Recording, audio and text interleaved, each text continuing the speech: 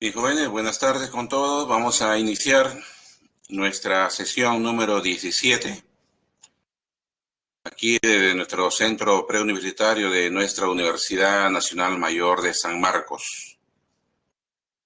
Bueno, ya es evidente que estamos en los últimos temas. La siguiente semana estaríamos desarrollando el último de los temas programados para este ciclo. Y hoy, pues, como penúltimo tema, nos vamos a referir un poco a lo que conocemos también como las finanzas internacionales. Hablar del Fondo Monetario Internacional, del Banco Mundial, del Banco Interamericano de Desarrollo, del Banco Internacional de Pagos, del Fondo Latinoamericano de Reserva, de la Corporación Andina de Fomento, etcétera, es hablar de las finanzas internacionales. Sencillamente hay que decir que hablar de finanzas es saber administrar, saber gestionar dinero. Por eso es que se habla también de las finanzas familiares, donde en un hogar se tiene que aprender a administrar bien el dinero que percibe una familia y cómo lo debe de gastar. También a nivel de las empresas podemos hablar de las llamadas finanzas corporativas. Y las finanzas corporativas es gestionar bien una empresa con los recursos financieros que dispone, ya que una empresa, como agente económico que es, va a tener ingresos y gastos. Tiene que también saber administrar los recursos financieros de una empresa. Esas son las finanzas corporativas. Luego tenemos las finanzas públicas. Las finanzas públicas es cuando un gobierno en un país debe de gestionar bien los recursos de las arcas fiscales. Los gobiernos también van a administrar ingresos que captan los estados a través de la recaudación tributaria y también van a administrar recursos que vienen de fuente de financiamiento, como hemos visto cuando se ha tratado el tema de la deuda pública, y por supuesto deberán gestionar bien esos gastos, los gastos del sector público. Ahí estamos frente a las finanzas públicas. Pero a nivel internacional también hay organismos como los que he mencionado y que hoy vamos a estudiar algunos de ellos, encargados de velar, porque ese es su rol, que cumplen dentro de este sistema capitalista, nos agrade o no, ese va a ser el papel que cumplen. Organismos como el Fondo Monetario Internacional, el Grupo Banco Mundial, de que en este sistema capitalista en el mundo no falte dinero, pero que tampoco sobre. Porque al igual que en una economía como la nuestra, cuando el Banco Central como autoridad monetaria no está atento o no toma las medidas adecuadas, pueda que se genere en la economía la presencia de mucho dinero o como también falte dinero. En ambas situaciones se van a generar perturbaciones monetarias. No es conveniente que sobre ni que falte dinero, según cómo debe de funcionar los mercados en este sistema capitalista. A nivel internacional también se da lo mismo. Los organismos señalados también tienen que ver que donde falta dinero, pues se debe de llevar ese dinero. Y de donde sobra se tiene que llevar a donde falta. Ese es el rol que cumplen estos organismos en el mundo, en este sistema económico que se llama capitalismo. Entonces, sobre eso vamos a hoy día a conversar un poco, a transmitir algunas ideas a través de este tema que ve la presencia de estos organismos financieros internacionales. Estos son dos de los más importantes, no son los únicos. Tenemos por un lado el Fondo Monetario Internacional y el Grupo Banco Mundial. Estas instituciones fueron creadas en la década de los años 40 del siglo pasado. Específicamente, en el mes de julio de 1944, Estados Unidos va a ser el que promueve para que se desarrollen en este complejo hotelero de Bretton Woods todo un conjunto de conferencias, de reuniones donde participaron connotados economistas que tenían renombre en ese momento como John Maynard Keynes. También participaron empresarios, hombres de negocios, banqueros, los que dirigían los bancos centrales en los países del mundo, y los delegados de 44 países que estuvieron presentes en estas conferencias en 1944, representando a sus respectivos gobiernos y estados. Dentro de esos 44 delegados estuvieron los peruanos.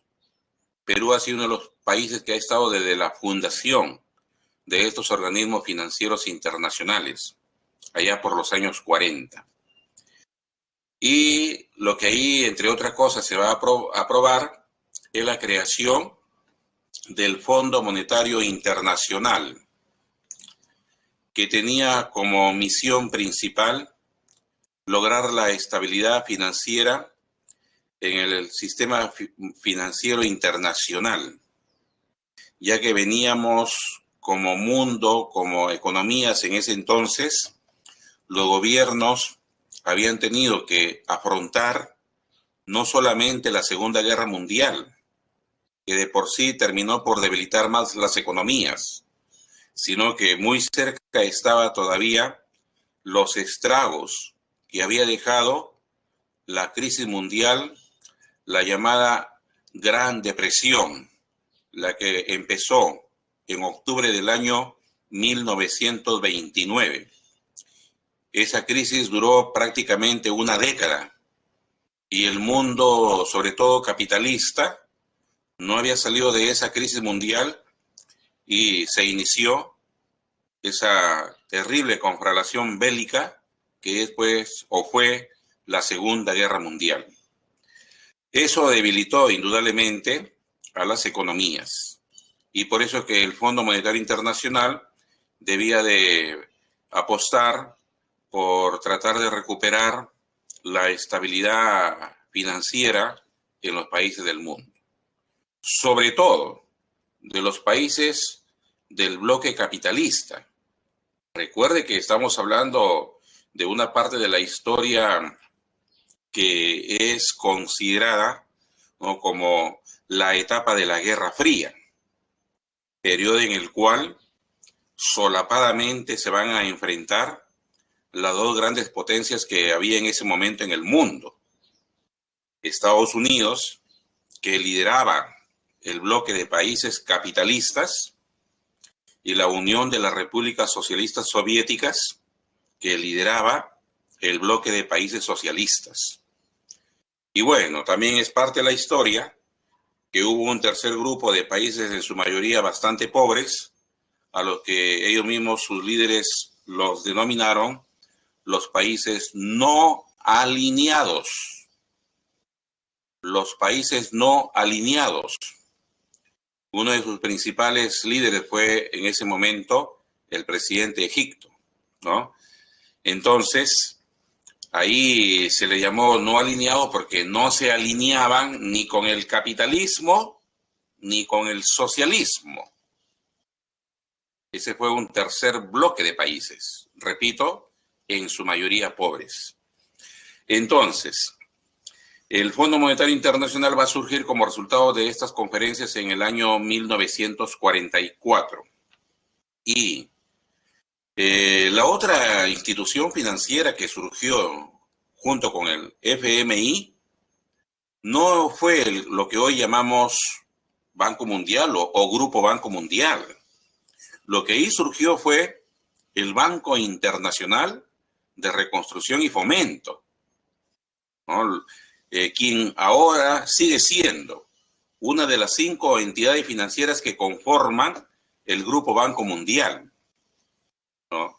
Así se denominó a este banco con el cual Estados Unidos se apresuró para llevar ayuda financiera, sobre todo a los países de Europa Occidental, como les digo, para evitar, ¿no?, o para impedir que el bloque de países socialistas no entre a Europa Occidental con ayuda financiera, ¿no?, ayuda que tanto lo necesitaban, países pues que habían quedado muy afectados, ¿no?, por los estragos de la guerra, la Segunda Guerra Mundial.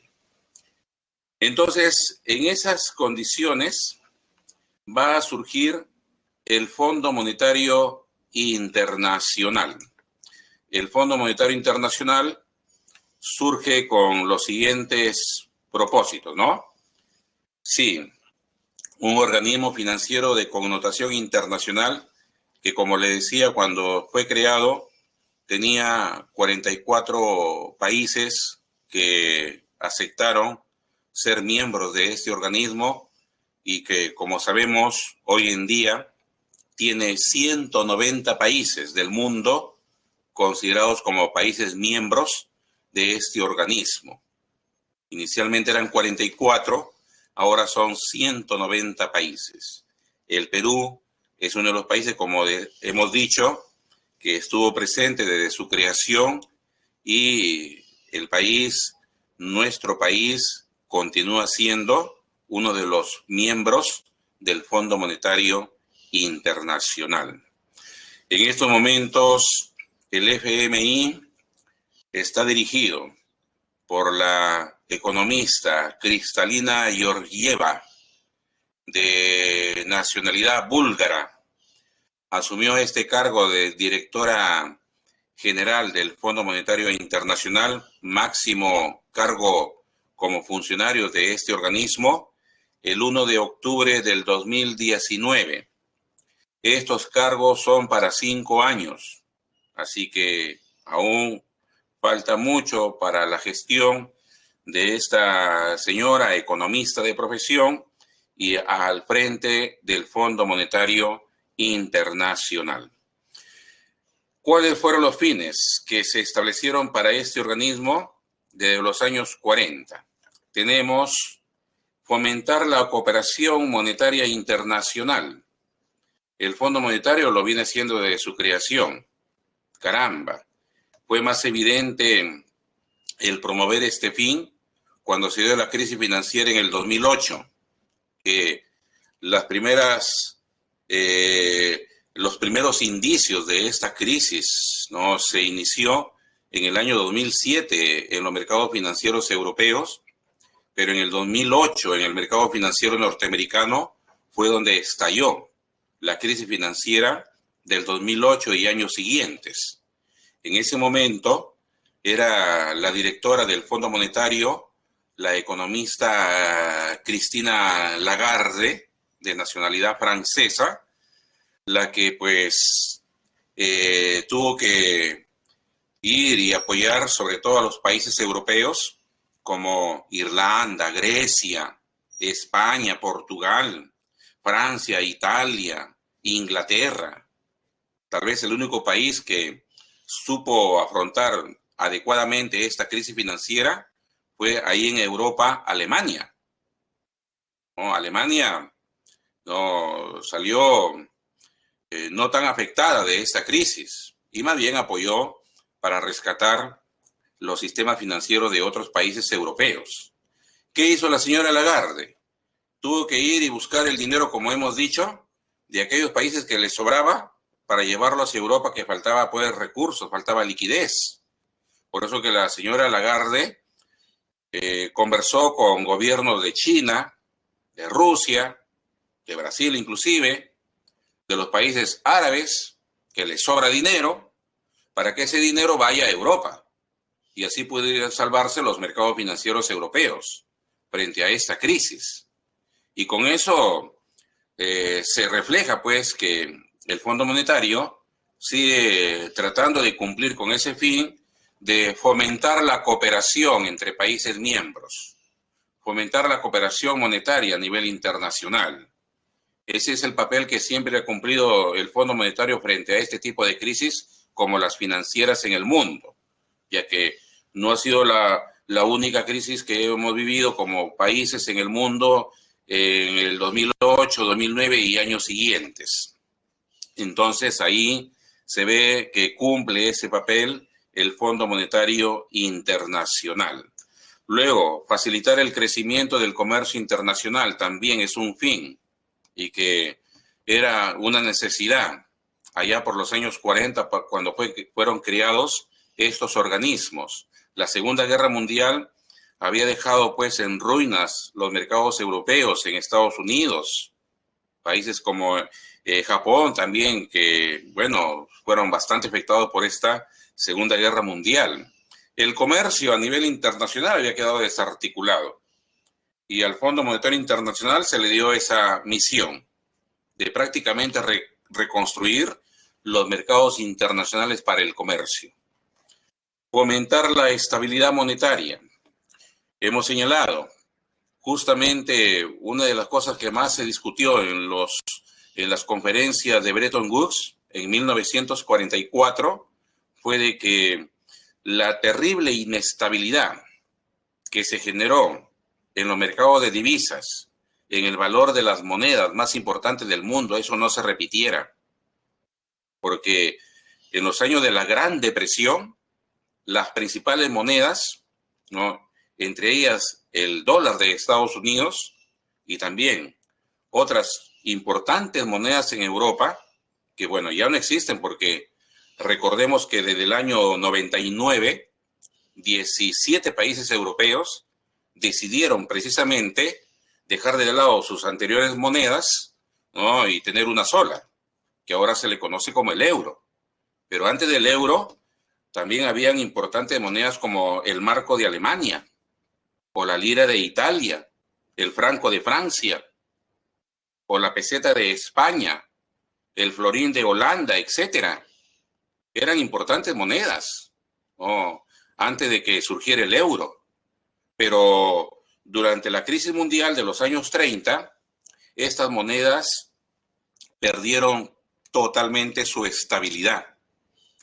Y por lo tanto el Fondo Monetario surgió para tratar de reducir, de minimizar estos problemas de que cuando los mercados se vuelven muy inestables, las monedas también pierden valor, se vuelven también muy frágiles y son pues presa de fuertes devaluaciones. Y eso se suponía, el Fondo Monetario tenía que surgir para poder evitar esas fuertes devaluaciones de las principales monedas del mundo. Bueno, y ahí es justamente donde parte, ¿no?, algunos críticos de estos organismos y en particular del Fondo Monetario que no ha cumplido con ese fin. Es cierto, no, y hasta hoy en día ninguna moneda en el mundo es plenamente estable. Lo vemos en estos momentos. El sol, cómo se ha depreciado frente al dólar. Y el dólar también frente a otros activos que circulan en los mercados financieros. Debido a esta pandemia, no, las fluctuaciones de las principales monedas en el mundo, no, caramba, es un problema. Las monedas se deprecian, se devalúan, y aún con el presente el Fondo Monetario Internacional. Y por ahí vienen algunas críticas al FMI de que no ha podido mantener la estabilidad cambiaria. Bueno, tampoco no es algo sencillo, no es algo fácil, más aún en un mundo donde las economías, los países, cada vez interactuamos más. Ayudar a establecer un sistema multilateral de pagos entre los países miembros. El mejor ejemplo es la unificación monetaria europea, porque cuando cada país tenía su propia moneda, era bastante complicado hacer negocios. Y no solamente por la disponibilidad de que, por ejemplo, una empresa italiana que quería hacer negocios con Francia, con Holanda, con España, con Grecia, con Alemania, con Inglaterra, caramba, tenía que tener tantas monedas como países que quería hacer negocios. Y eso era dificultoso. Y más aún le generaba costo de transacción. tener que comprar diversas monedas para entrar y hacer negocios entre los diversos países de Europa. Por lo tanto, ahí se evaluó y fue una medida acertada, ¿no?, para muchos analistas y para los propios gobiernos de haber decidido unificar sus monedas. Y ahora ya no tienen tanto problema de asumir costo de transacción, porque comprar diversas monedas resulta poco rentable, no solamente para las empresas, sino también para los gobiernos. Entonces, eso también ha venido promoviendo el Fondo Monetario Internacional, que cada vez sea más fácil, ¿no?, las relaciones multilaterales, sobre todo cuando se trata de hacer transacciones, de hacer pagos en los mercados, sobre todo financieros. Infundir confianza, poniendo a disposición los recursos del fondo. Ya vamos a comentar de dónde provienen, ¿no?, los fondos que maneja, valga la redundancia, el Fondo Monetario Internacional. ¿De dónde salen esos recursos? Pero por ahora comentemos este fin que nos dice claramente que el Fondo Monetario pone a disposición de los países miembros los recursos que maneja, los recursos que administra. Y bueno, efectivamente, el Fondo Monetario va a otorgar una serie de créditos de acuerdo a ciertas condiciones que el propio organismo establece a aquellos países que soliciten alguno de estos mecanismos de crédito que ofrece a los países miembros, ¿no? Pone a disposición la liquidez que es de los mismos países miembros, pero que este organismo evalúa para si el país reúne las condiciones para que pueda recibir esa liquidez, para que pueda recibir esos recursos financieros. Y aquí vemos cómo en estos momentos el Perú, para el Fondo Monetario Internacional y muchos otros organismos financieros internacionales, somos una economía bastante estable. Somos un país que tenemos argumentos, como ellos le llaman, argumentos sólidos, ¿no?, en agregados económicos, en la parte macroeconómica.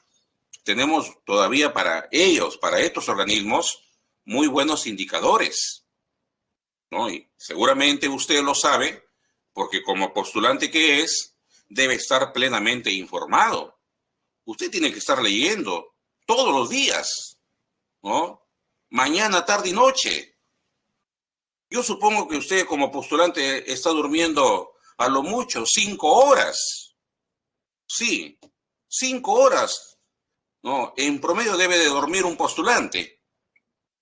Aquel que está durmiendo 8, 10 horas o más, no va a ingresar. Eso yo también les aseguro. No van a ingresar si duermes 8, 10, 12 horas diarias. Por eso usted debe saber que el año pasado, en plena pandemia, en el mes de mayo, el Fondo Monetario Internacional llamó a los altos funcionarios del país, al ministro de Economía, bueno, en ese entonces era una ministra de Economía, al propio presidente de la República, para comunicarnos que el Fondo Monetario nos había aperturado una línea de crédito hasta por 11.000 millones de dólares. Hasta por 11.000 millones de dólares. El gobierno de nuestro país no le ha pedido al Fondo Monetario hasta el momento ni un solo dólar de esa línea de crédito, porque todavía no es necesario, como si lamentablemente los gobiernos de otros países, en su mayoría pobres, como varios gobiernos de países africanos, ya han tenido que negociar con el Fondo Monetario que les dé créditos para que enfrenten esta pandemia. Es más, algunos están pidiendo que les perdonen parte de su deuda pública, es decir, que les condonen, que ya no les cobren, porque no tienen muchos recursos para enfrentar esta crisis. Argentina también. El año pasado ha pedido un crédito de 60.000 millones de dólares al Fondo Monetario Internacional.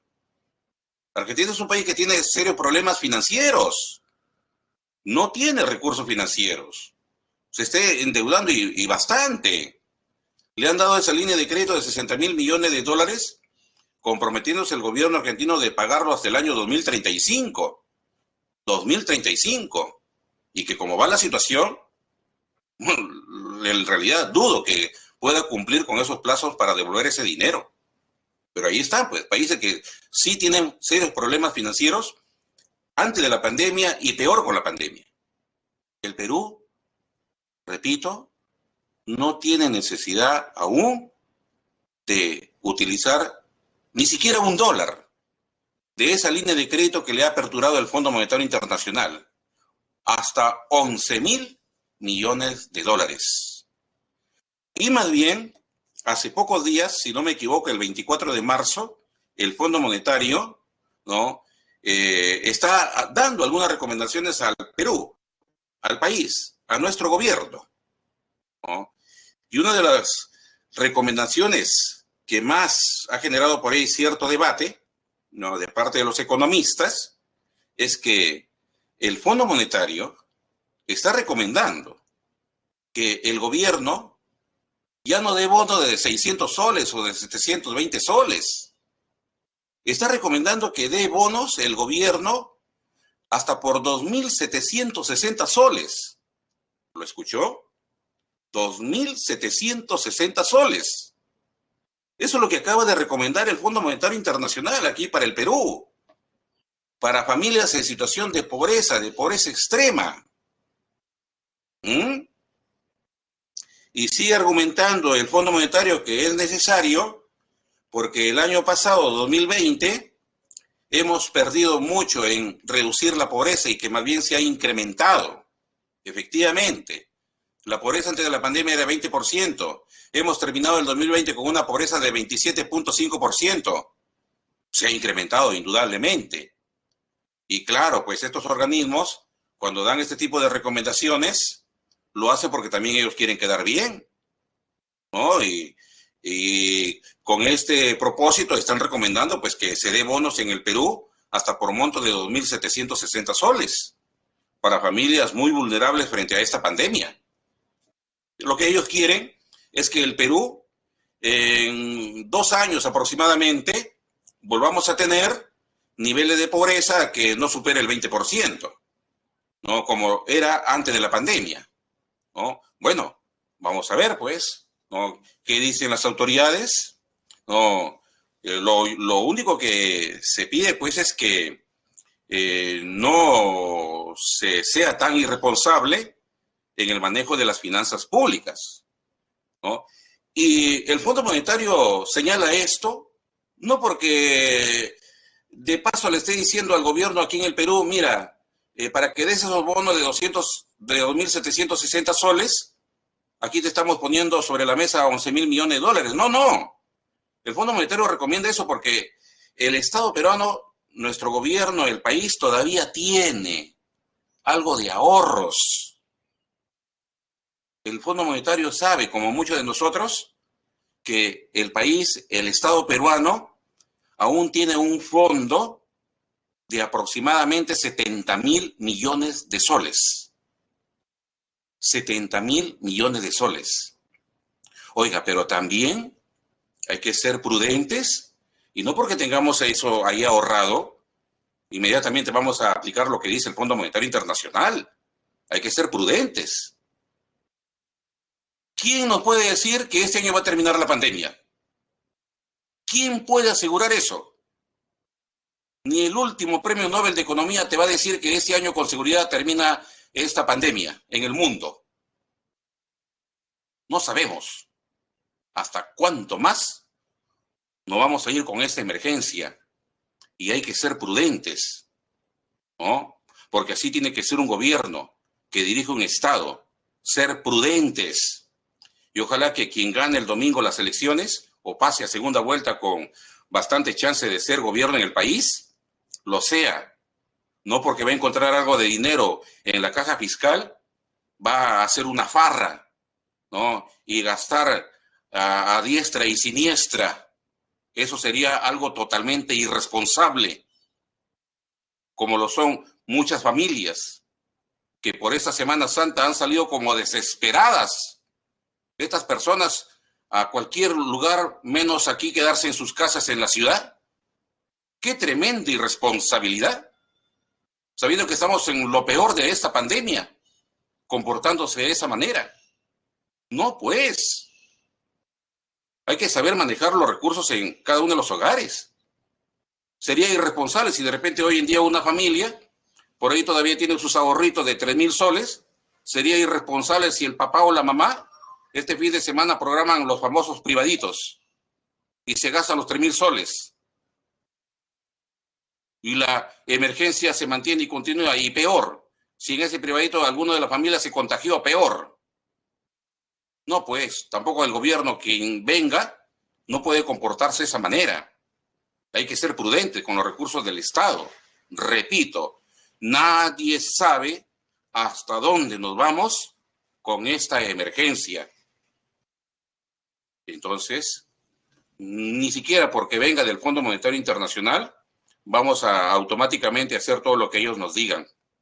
Hay que ser prudentes con el manejo de la caja fiscal. Aminorar los desequilibrios de balanza de pagos. Bueno, hace unas semanas atrás hemos revisado las estadísticas que publica el Banco Central de Reserva aquí en el Perú y hemos concluido, pues porque esos son los datos oficiales, no es algo que a mí se me ocurra. El saldo de nuestra balanza de pagos en plena pandemia en el 2020 ha sido superavitaria, ¿no?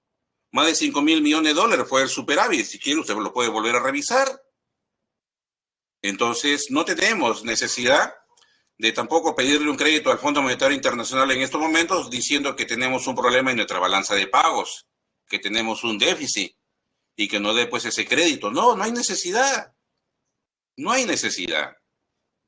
Entonces, también, cuando un país, bueno, nosotros sí hemos tenido este problema de déficit en balanza en nuestra balanza de pagos en los años, sobre todo 80, parte de los 90. Ahí sí le pedíamos créditos al Fondo Monetario y a otros organismos financieros para cubrir esos problemas financieros que como país teníamos. Pero por ahora, felizmente, tenemos aún algunos argumentos que nos favorecen como economía, como país. Y uno también de esos argumentos es tener una balanza de pagos favorable que no nos obliga a ir y pedirle un crédito al Fondo Monetario Internacional. Como le decía, vamos brevemente a tratar de comentar que el Fondo Monetario, los recursos que maneja, ¿de dónde proviene? La mayor parte proviene de los aportes que cada país hace, las llamadas cuotas. Este organismo determina, en función a algunos indicadores, entre los que destaca, por ejemplo, cómo va nuestro Producto Bruto Interno, cómo va el precio de nuestra moneda en el mercado de divisas a nivel internacional, es decir, la estabilidad de nuestra moneda, y el sol, pues, es una de las monedas más estables de la región en estos momentos. También se toma en cuenta el nivel de reservas internacionales que tenemos para establecer cuál es la cuota que debemos de darle al Fondo Monetario. Y ya hemos visto que tenemos un buen sostén en nuestras reservas internacionales que supera los 80,000 millones de dólares en este momento. También se toma en cuenta la apertura de nuestra economía hacia el mundo, sobre todo la apertura comercial. Esos son los principales indicadores que el Fondo Monetario toma en consideración para calcular cuánto de cuota le corresponde a cada país darle al organismo para que lo administre. Y de todas esas cuotas, en estos momentos, el Fondo Monetario dispone de aproximadamente 692,000 millones de dólares. 692,000 millones de dólares es lo que tiene el Fondo Monetario de las cuotas que a cada país le ha solicitado tener que aportar. Ahora, estas cuotas se convierten en derechos especiales de giro, que también ya es un elemento que hemos visto en otro momento, en otra clase.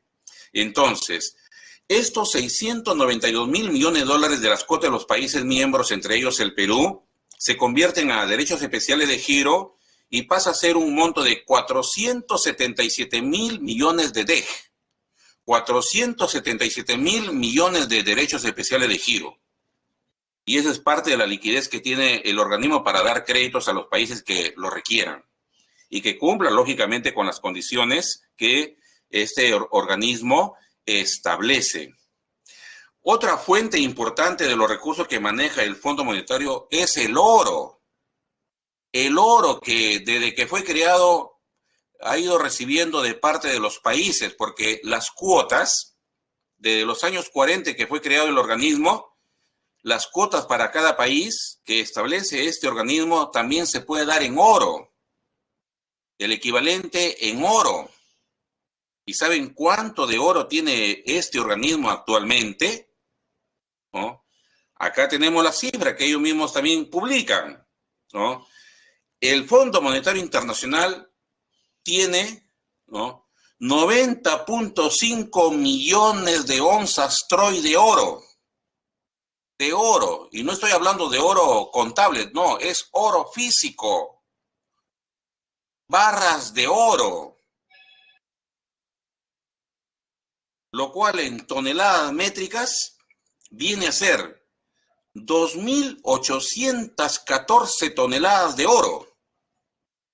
2.814 toneladas de oro tiene este organismo de cuando los países, cuando no han tenido divisas y les ha tocado dar su cuota al organismo, han ido pues aportando en oro, porque también es una manera que el organismo puede aceptar el que cada país pague su cuota, ¿no? Entonces vemos pues la enorme cantidad de recursos, sobre todo de oro, que dispone este organismo, ¿no? Y de ahí pues va a tener los recursos suficientes para, repito, atender los pedidos de créditos que los países no soliciten. Vamos a ver lo que es el Grupo Banco Mundial. Como ya hemos adelantado, el Grupo Banco Mundial está conformado por 5 instituciones financieras, pero el Banco Mundial, propiamente dicho, ¿no?, el Banco Mundial, ¿no?, está conformado por 2 de esas 5 instituciones financieras. El Banco Internacional de Reconstrucción y Fomento, que como ya hemos indicado, fue creado junto con el Fondo Monetario Internacional en 1944, ¿no? Y el Banco Internacional de Reconstrucción y Fomento tenía como principal misión llevar ayuda financiera a los países europeos que habían quedado devastados por la Segunda Guerra Mundial. A este BIR se le ha sumado desde el año 1960 la llamada Asociación Internacional de Fomento, la AIF, la Asociación Internacional de Fomento. A ver, veamos. El Banco Internacional de Reconstrucción y Fomento sigue dando créditos a los países en desarrollo,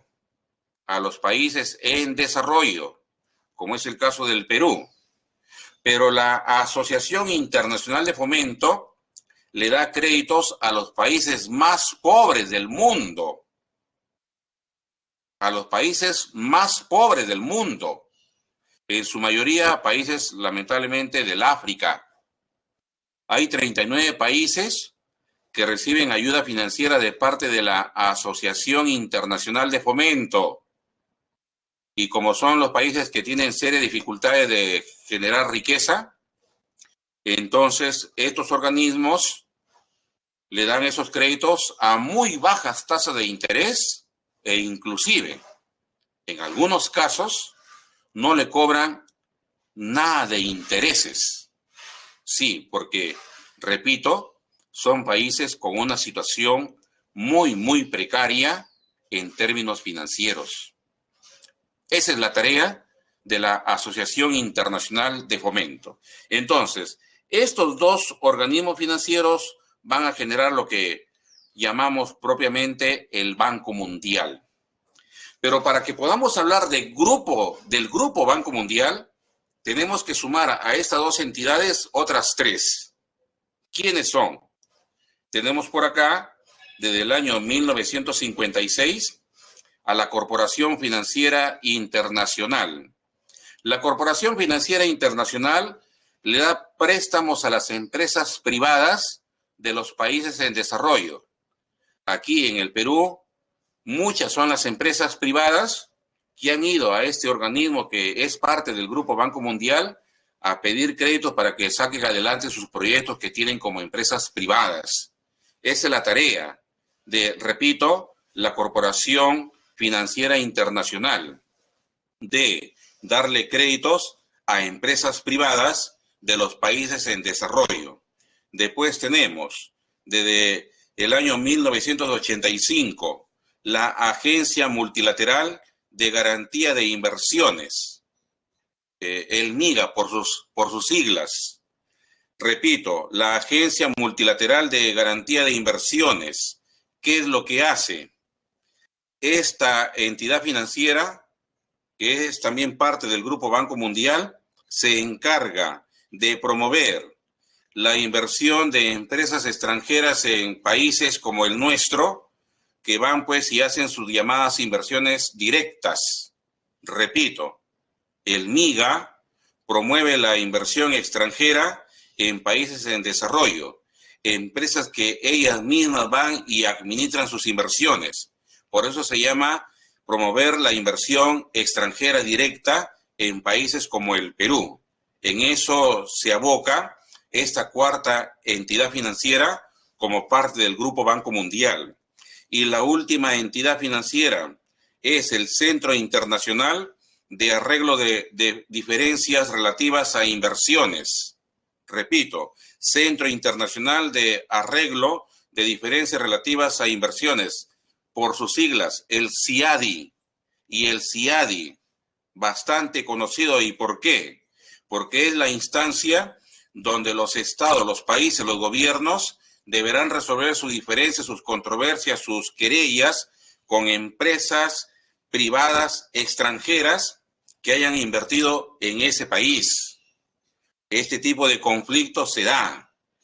El Perú, como país, como Estado, ha sido denunciado en más de una ocasión ante el CIADI por incumplimiento de contratos, según estas empresas extranjeras que vinieron al Perú a invertir.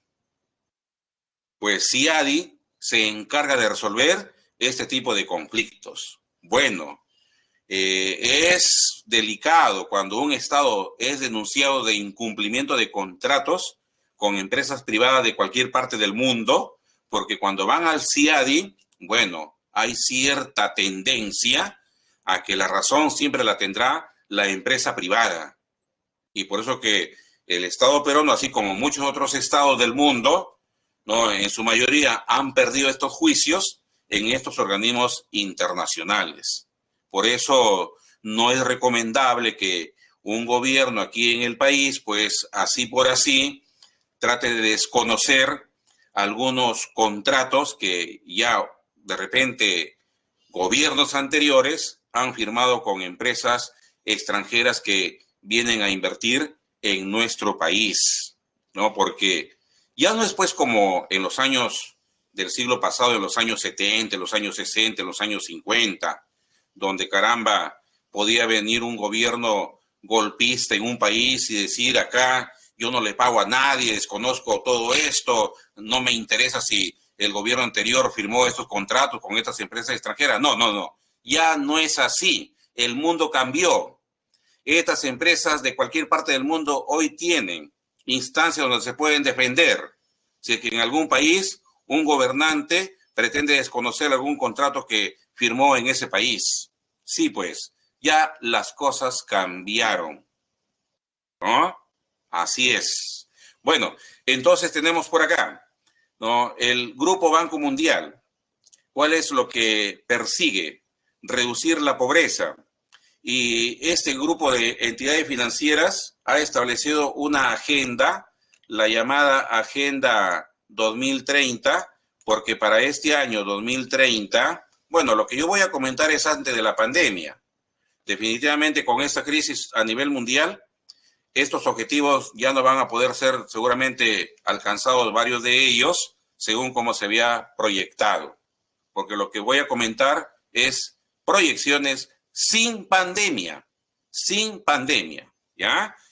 Bien, ¿qué nos dijo el Grupo Banco Mundial? Que para el 2030 la pobreza extrema en el mundo debía solamente afectar al 3% de la población mundial, de una población de más de 7.500 millones de habitantes que en estos momentos hay en el mundo, ¿ya? Entonces, ese era el objetivo, reducir la pobreza extrema a tan solo el 3% de la población mundial.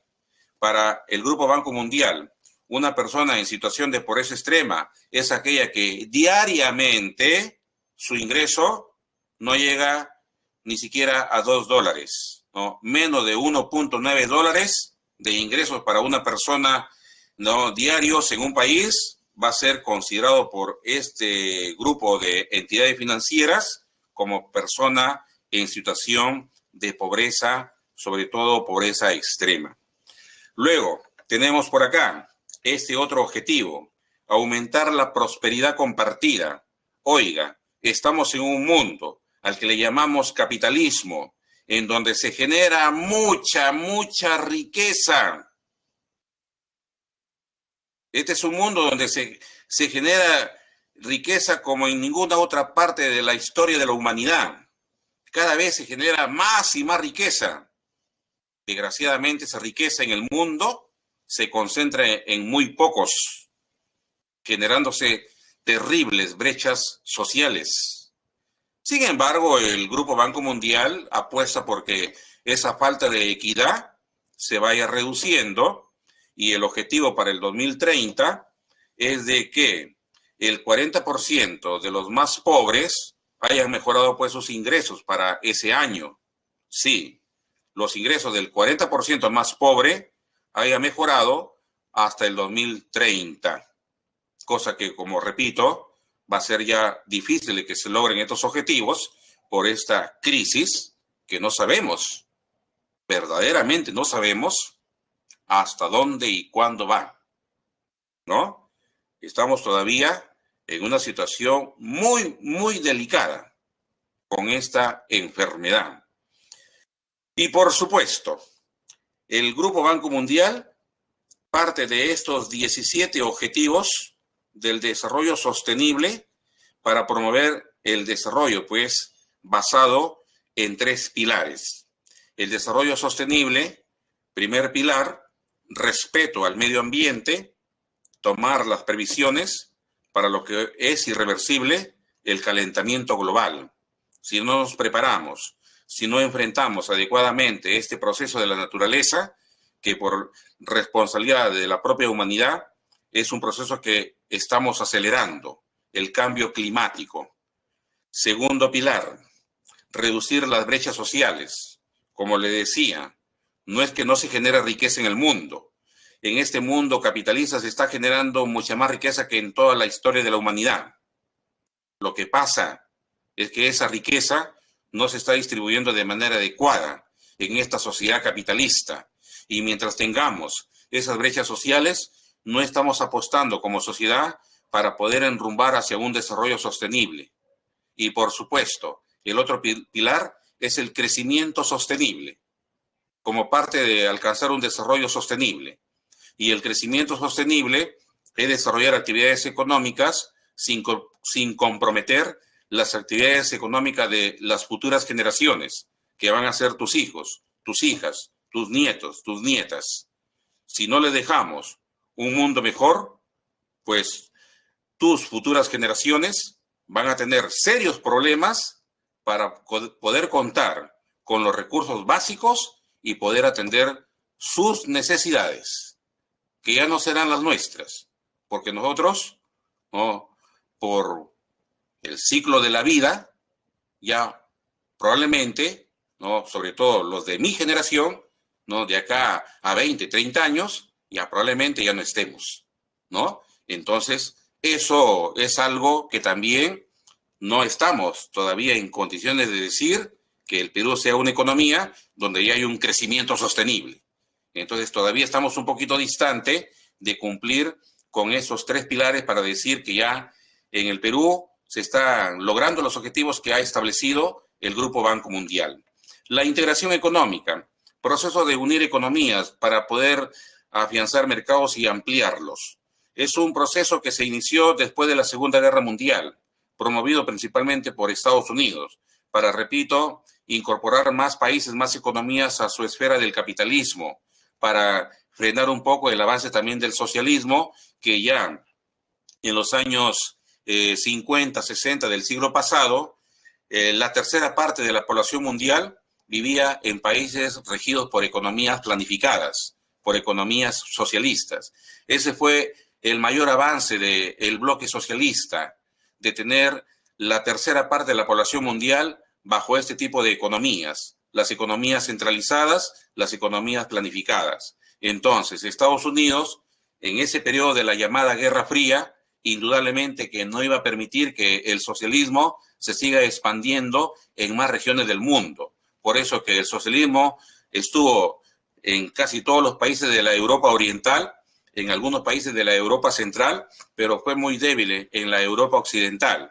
Luego, en algunos países asiáticos también se desarrolló el socialismo, pero ahí es donde Estados Unidos lanzó esta propuesta de integrar a las economías que quedaran luego en su esfera del capitalismo a través de estos llamados procesos de integración económica.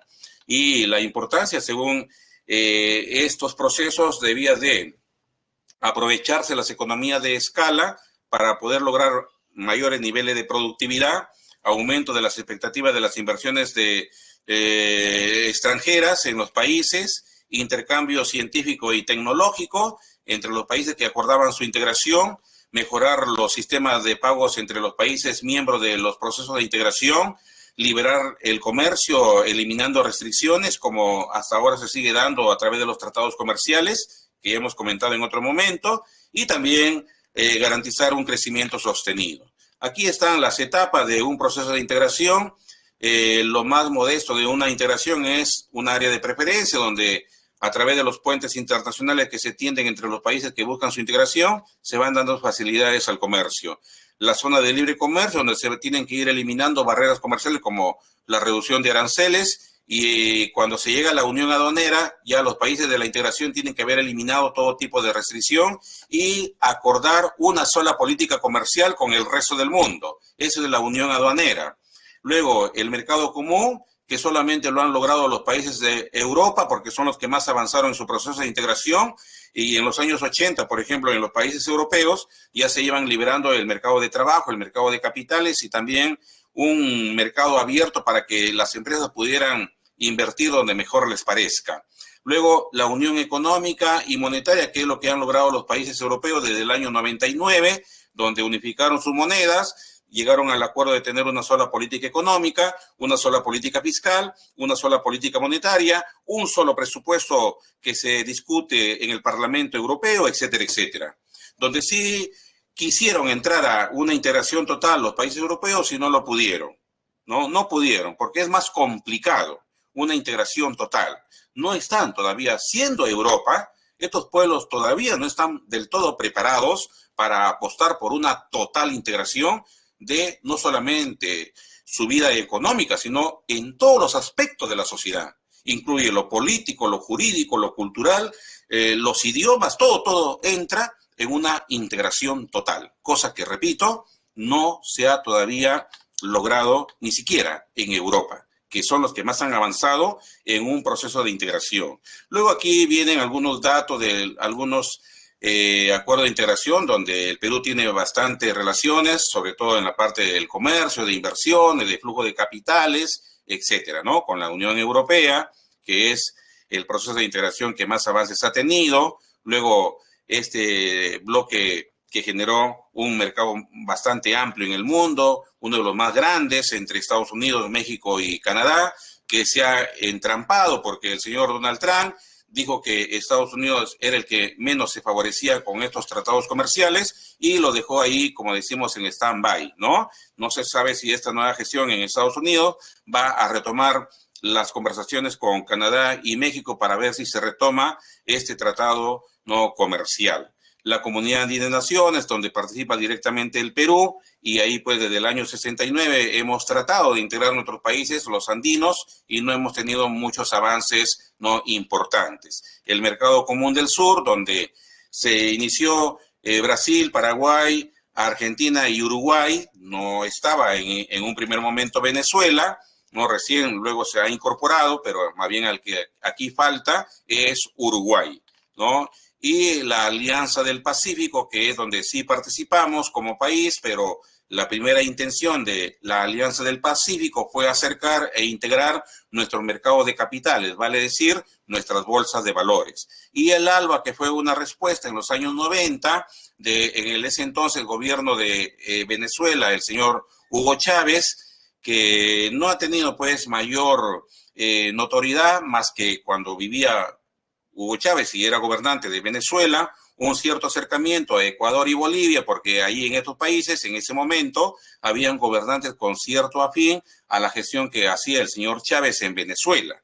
Más allá de eso, el señor Maduro, más que hacer torpezas, no ha tenido la habilidad de unir a estos países, ¿no? Y el AP, que también es un foro donde se llegan a acuerdos del comercio internacional. Bien, terminamos entonces con estos términos que muchas veces se confunden porque no están debidamente delimitados. Bien, jóvenes, muchas gracias.